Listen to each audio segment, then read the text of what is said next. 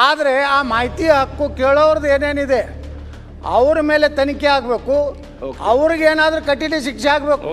ಮಾಹಿತಿ ಹಕ್ಕುದಾರರ ಕಾರ್ಗಳನ್ನ ನಾನು ನೋಡ್ತೀನಿ.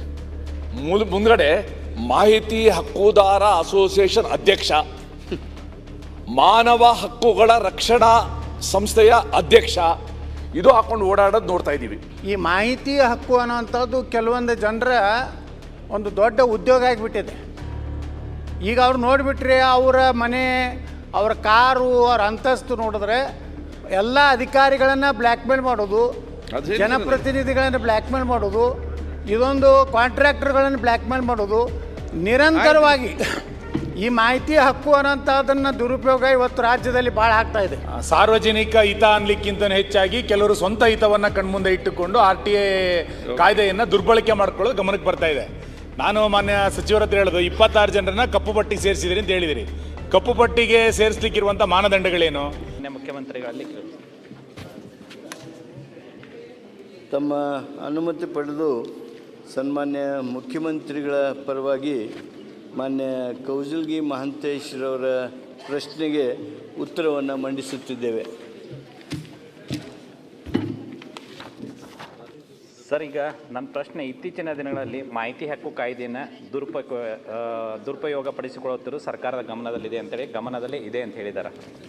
ಬಹುಶಃ ಒಂದು ಒಳ್ಳೆಯ ಉದ್ದೇಶದಿಂದ ಕಾನೂನನ್ನು ಜಾರಿಗೆ ತೆಗೆದುಕೊಂಡು ಬರಲಾಗಿತ್ತು. ಆದರೆ ಎಷ್ಟು ಉಪಯೋಗ ಆಗಬೇಕಾಗಿತ್ತು ಅಷ್ಟೇ ದುರುಪಯೋಗನೂ ಆಗ್ತಾ ಇದೆ. ಆ ನಿಟ್ಟಿನಲ್ಲಿ ಇವತ್ತು ಕೆಲವು ಸಂದರ್ಭದಲ್ಲಿ ನಾವು ನೋಡ್ತಾ ಇದ್ದೀವಿ, ಬೇರೆಯವರ ಹೆಸರಿನ ಮೇಲೆ ಅರ್ಜಿಯನ್ನು ಹಾಕಿ ಮಾಹಿತಿ ಹಕ್ಕನ್ನು ಹಾಕುವಂಥ ಕೆಲಸ ಒಂದು ಕಡೆ ಆಗ್ತಾ ಇದೆ. ಆಮೇಲೆ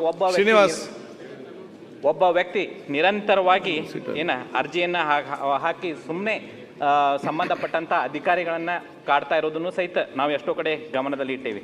ಆಮೇಲೆ ಇದೇನು ಒಂದು ಪುಟಕ್ಕೆ ನೀವು ಕೇವಲ 2 ರೂಪಾಯಿ ಇಟ್ಟಿದ್ದೀರಿ, ಇದರಿಂದನ ಬಹಳ ತೊಂದರೆ ಆಗ್ತಾ ಇದೆ.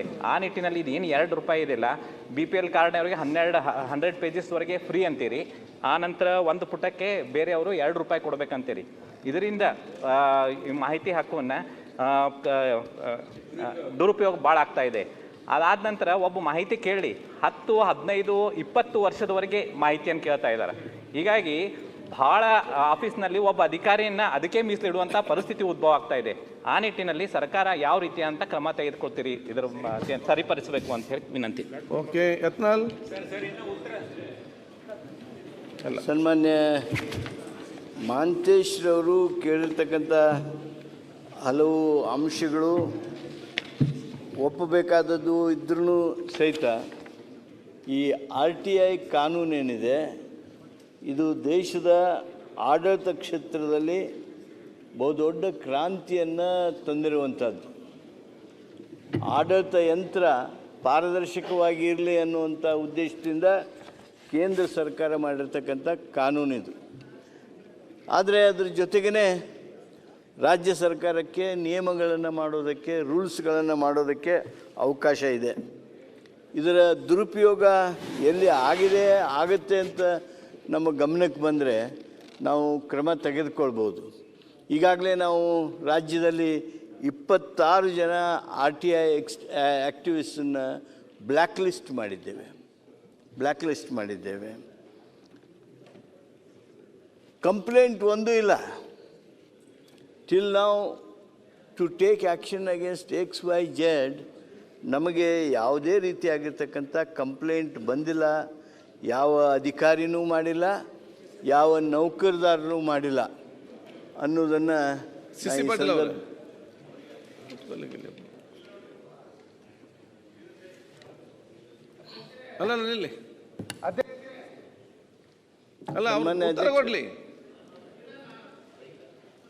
ಸನ್ಮಾನ್ಯ ಅಧ್ಯಕ್ಷರೇ, ಈ 26 ಜನ ಬ್ಲ್ಯಾಕ್ ಲಿಸ್ಟ್ ಮಾಡಿರ್ತಕ್ಕಂಥ ಬೇರೆ ಬೇರೆ ಮಾಹಿತಿಗಳ ಹಿನ್ನೆಲೆಯಲ್ಲಿ ಮಾಡಿದ್ದೇವೆ. ಕಂಪ್ಲೇಂಟ್ಗಳು ಬಂದಿಲ್ಲ. ಅಧಿಕಾರಿಗಳಿಗೆ ಒಂದು ವೇಳೆ ಹರಾಸ್ಮೆಂಟ್ ಆದರೆ ಅಥವಾ ಯಾರಾದರೂ ವಿಶೇಷ ರೀತಿಯಿಂದ ಕಾಡ್ತಾ ಇದ್ದರೆ ಅವರು ಕಂಪ್ಲೇಂಟನ್ನು ಮಾಡ್ಬೋದು.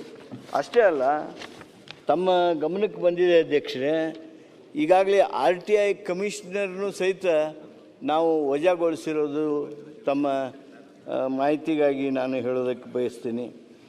Ravindra Gurunath Dakappa state information commissioner ಏನಿದ್ರು ಅವ್ರನ್ನ ಈ ಲೋಕಾಯುಕ್ತದವರು ಟ್ರ್ಯಾಪ್ ಮಾಡಿ ಆ ಸಂದರ್ಭದಲ್ಲಿ ಅವರನ್ನು ನಾವು ಡಿಸ್ಮಿಸ್ಸೇ ಮಾಡಿರ್ತಕ್ಕಂಥ ಬೆಳವಣಿಗೆ ಸಹಿತ ನಿಮಗೆ ಗೊತ್ತಿದೆ. ಆದಾಗ್ಯೂ ಮಾನ್ಯ ಕೌಸಲ್ಗಿ ಮಹಾಂತೇಶ್ರವರು ಏನಾದರೂ ಅಂಶಗಳಿದ್ದು ಅವರೇನಾದರೂ ಸರ್ಕಾರಕ್ಕೆ ಹೇಳ್ತಿದ್ರೆ ರೂಲ್ಸ್ನಲ್ಲಿ ನಾವು RTI ಬಗ್ಗೆ ಏನಾದರೂ ಮಾಡಬೇಕು, ಇದರಿಂದ ಹರ್ಯಾಸ್ಮೆಂಟ್ ತಪ್ತದೆ ಹಾಗೂ RTI ಆ್ಯಕ್ಟಿವಿಸ್ಟ್ಗೂ ವಿಶೇಷ ಮಾಹಿತಿ ಪಡೆಯೋದಕ್ಕೆ ಅನುಕೂಲ ಆಗುತ್ತೆ ಅಂಥೇಳಿ ಇದ್ದರೆ ಆ ಮಾಹಿತಿಗಳೊಂದಿಗೆ ನನ್ನ ಹತ್ರ ಬಂದು ಚರ್ಚೆ ಮಾಡಿರಿ. ಮಾನ್ಯ ಮುಖ್ಯಮಂತ್ರಿಯವರ ಜೊತೆಗೆ ಚರ್ಚೆ ಮಾಡಿ ಅದನ್ನು ಮಾಡೋಣ. ತಾವು ಆ ₹2 ಒಂದು ಪೇಜ್ ಮಾಡಿದ್ದಾರೆ. BPLದವ್ರಿಗೆ 100 ಪುಟಗಳವರೆಗೆ ಫ್ರೀ ಅಂತ ಮಾಡಿದ್ದಾರೆ. ಅದನ್ನು ರಿವೈಸ್ ಮಾಡಬೇಕು ಅಂತ ತಾವು ಹೇಳಿದ್ದೀರಿ. ಅದನ್ನು ಪರಿಶೀಲನೆ ಮಾಡೋಣ. ಓಕೆ. ಅಧ್ಯಕ್ಷರೇ, ಅದು ಇಡೀ ರಾಜ್ಯದ ಸಮಸ್ಯೆ ಆಗಿದೆ ಸರ್. ಅದಕ್ಕೆ ಕೆಲವು ಜನ ಮಾತಾಡ್ಬೇಕಂತಾರೆ ಆ ವಿಷಯ ಬಗ್ಗೆ. ಅಧ್ಯಕ್ಷರೇ, RTIಗೆ ಸಂಬಂಧಪಟ್ಟಂತೆ ಇದೊಂದು ಬಹಳ ಗಂಭೀರವಾದ ವಿಷಯ. ಸಾರ್ವಜನಿಕ ಹಿತ ಅನ್ಲಿಕ್ಕಿಂತ ಹೆಚ್ಚಾಗಿ ಕೆಲವರು ಸ್ವಂತ ಹಿತವನ್ನ ಕಣ್ಮುಂದೆ ಇಟ್ಟುಕೊಂಡು RTI ಕಾಯ್ದೆಯನ್ನ ದುರ್ಬಳಕೆ ಮಾಡ್ಕೊಳ್ಳೋದು ಗಮನಕ್ಕೆ ಬರ್ತಾ ಇದೆ. ನಾನು ಮಾನ್ಯ ಸಚಿವರ ಹತ್ರ ಹೇಳೋದು 26 ಜನರನ್ನ ಕಪ್ಪು ಪಟ್ಟಿಗೆ ಸೇರಿಸಿದ್ರಿ ಅಂತ ಹೇಳಿದಿರಿ.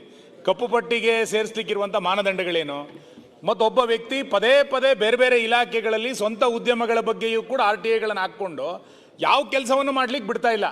ಎಲ್ಲರೂ ಲೋಕಾಯುಕ್ತಕ್ಕೆ ತಗೊಂಡೋಗಿ ಕೊಡೋದು RTI ಆಕ್ಟಿವಿಟಿಸ್ಟ್ ಉಳಿದಂತ ಆಗಿದೆ. ಏನು ಕೆಲಸ ಮಾಡ್ಲಿಕ್ಕೆ ಆಗ್ತಿಲ್ಲ. ಸಾರ್ವಜನಿಕ ಕೆಲಸಗಳನ್ನು ಮಾಡ್ಲಿಕ್ಕೂ ಕೂಡ ಅಸಾಧ್ಯ ಆಗಿರುವಂಥ ಪರಿಸ್ಥಿತಿ RTI ಆಕ್ಟಿವಿಸ್ಟ್ಗಳಿಂದ ಆಗ್ತಾ ಇದೆ. ಇದಕ್ಕೇನಾರು ಒಂದು ರೂಲ್ಸ್ ಅನ್ನು ಮಾಡಿ ಒಬ್ಬ ಇಂತಿಷ್ಟೇ ಪ್ರಶ್ನೆಗಳನ್ನು ಕೇಳಬೇಕು ಅಂತ ಏನಾರು ಮಾಡಿ ಸ್ವಲ್ಪ ಬಿಗಿ ಮಾಡಿದ್ರೆ ಸಾರ್ವಜನಿಕ ಕೆಲಸಗಳು ಕೂಡ ಸುಲಲಿತವಾಗಿ ಆಗ್ಲಿಕ್ಕೆ ಸಾಧ್ಯ ಆಗುತ್ತೆ. ಇಲ್ಲಾಂದ್ರೆ ಎಲ್ಲವೂ ಕೂಡ ಸ್ವಂತ ಉಪಯೋಗಕ್ಕಾಗಿದೆ. ಆಯ್ತು. ಯತ್ನಾಳ್ ಅವರು.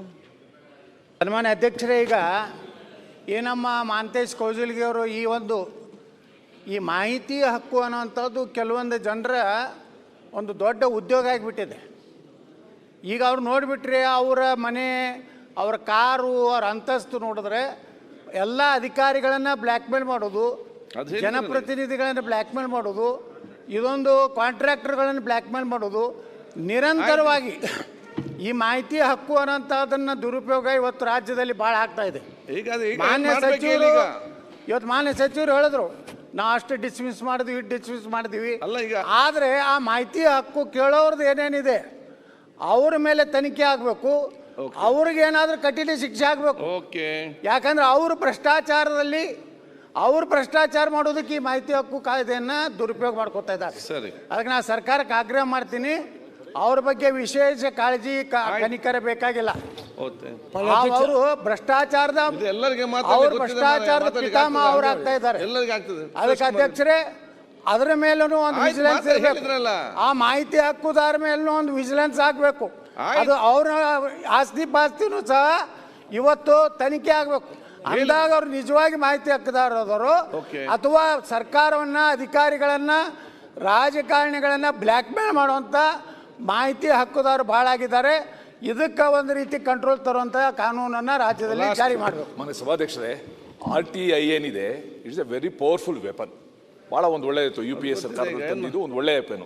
ಸಜೆಷನ್ಸ್ ಆರ್ ಅನ್ಫಾರ್ಚುನೇಟ್ಲಿ ಮಾಹಿತಿ ಹಕ್ಕುದಾರರ ಕಾರ್ಗಳನ್ನ ನಾನು ನೋಡ್ತೀನಿ. ಮುಂದ್ಗಡೆ ಮಾಹಿತಿ ಹಕ್ಕುದಾರ ಅಸೋಸಿಯೇಷನ್ ಅಧ್ಯಕ್ಷ, ಮಾನವ ಹಕ್ಕುಗಳ ರಕ್ಷಣಾ ಸಂಸ್ಥೆಯ ಅಧ್ಯಕ್ಷ, ಇದು ಹಾಕೊಂಡು ಓಡಾಡೋದು ನೋಡ್ತಾ ಇದ್ದೀವಿ. ಮಾಹಿತಿ ಹಕ್ಕು ತಗೊಳ್ಳುವಾಗ ಅವನಿಗೂ ಏನಾದ್ರು ಒಂದು ಕಾರಣ ಇರಬೇಕು, ಬಲವಾದ ಕಾರಣ ಇರಬೇಕು. ಈ ರಸ್ತೆ ಸರಿ ಇಲ್ಲ, ಹಾಕ್ಲಿ. ಇಡೀ ಒಂದು ವಾರ್ಡಿನ, ಬಸವೇಶ್ವರರ ವಾರ್ಡಿನ ಯಾವ್ಯಾವ ಪ್ಲಾನ್ ಸ್ಯಾಂಕ್ಷನ್ ಆಗಿದೆ ಅಂತ ಕೇಳೋದು ಮಾಹಿತಿ ಹಕ್ಕು ಅಡಿ ಬರೋದಿಲ್ಲ. ಸೊ ಅದಕ್ಕೋಸ್ಕರ ತಾವು ಇದನ್ನು ಯೋಚನೆ ಮಾಡಿ, ಅವನು ಏನಾದರೂ ಒಂದು ಕಾರಣ ಇರಬೇಕು. Quality of road, quality of bridge, quality of building ಕೇಳಿ ಸರ್ಕಾರದ್ದು.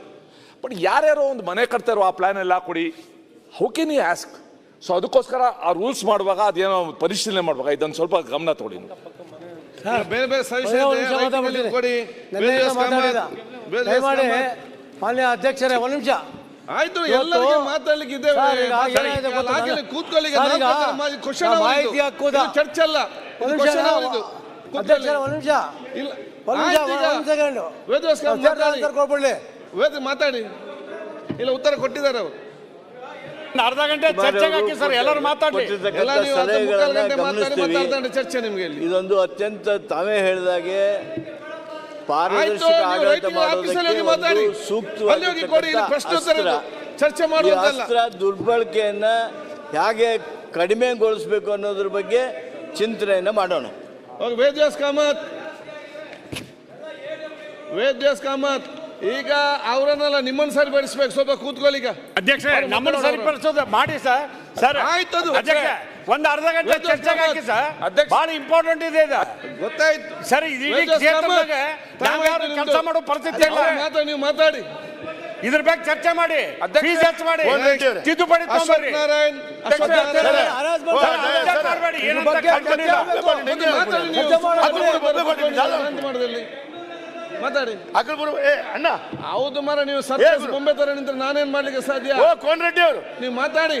ಕೋನ್ ರೆಡ್ಡಿ ಅವರು ಕೂತ್ಕೊಂಡು ಮಾತಾಡ್ತಾರೆ. ನೀವು ಮಾತಾಡಿ.